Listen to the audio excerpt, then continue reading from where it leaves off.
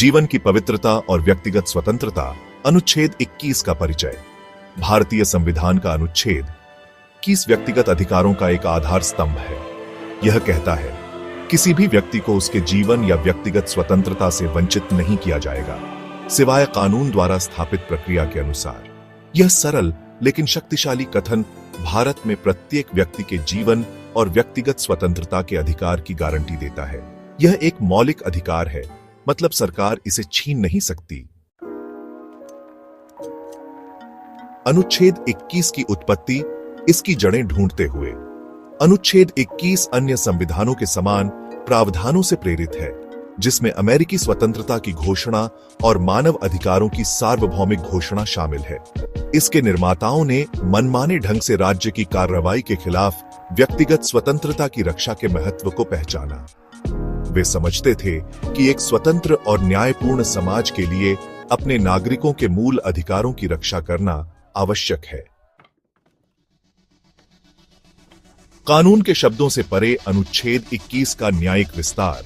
शुरुआत में अनुच्छेद 21 की व्याख्या संकीर्ण रूप से की गई थी। अगर कानूनों को उचित माना जाता था, तो अदालतें अक्सर व्यक्तिगत स्वतंत्रता को प्रतिबंधित करने वाले कानूनों को बरकरार रखती थी।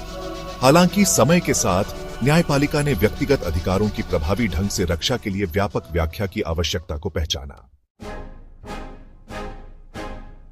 मेनका गांधी बनाम भारत संघ, एक महत्वपूर्ण मोड़। 1978 में मेनका गांधी बनाम भारत संघ का ऐतिहासिक मामला अनुच्छेद 21 की व्याख्या में एक महत्वपूर्ण मोड़ था।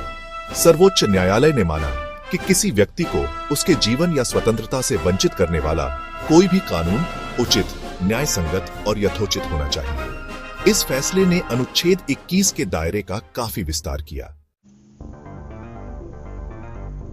डिजिटल युग में अनुच्छेद 21 ने नया महत्व लिया है। हमारा जीवन तेजी से तकनीक से जुड़ा हुआ है और हमारी डिजिटल पहचान खुद का ही विस्तार है।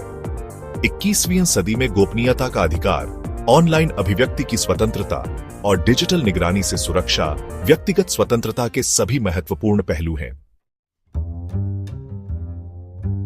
डिजिटल युग में गोपनीयता के महत्व को स्वीकार करते हुए सर्वोच्च न्यायालय ने 2017 के ऐतिहासिक पुत्तस्वामी फैसले में गोपनीयता के अधिकार को अनुच्छेद 21 के तहत एक मौलिक अधिकार घोषित किया। इस फैसले का भारत में डेटा सुरक्षा, निगरानी और समग्र डिजिटल पारिस्थितिकी तंत्र के लिए दूरगामी प्रभाव है। जबकि अनुच्छेद 21 के तहत डिजिटल अधिकारों की मान्यता एक सकारात्मक कदम है, चुनौतियां बनी हुई हैं। सरकार तेजी से ऐसे कानून बना रही है जो संभावित रूप से डिजिटल स्वतंत्रता का उल्लंघन कर सकते हैं।